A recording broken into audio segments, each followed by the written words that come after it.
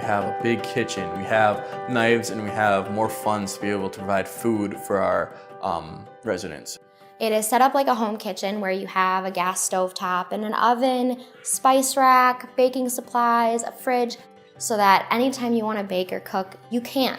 All residents have to be either a culinology or hospitality degree to be able to live there. So our community is very, very tight-knit because you're with each other in your classes and you're with each other in clubs, so you really become a big family. You have friends with similar interests within your building. Your roommate is probably a lot more like you than any other randomized roommate on campus.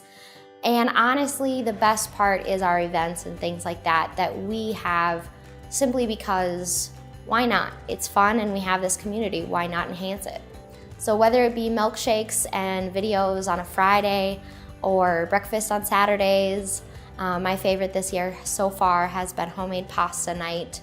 And we took time to help the younger students in our house and have the older students kind of guide and learn and teach all together, and that is what a living and learning community truly is.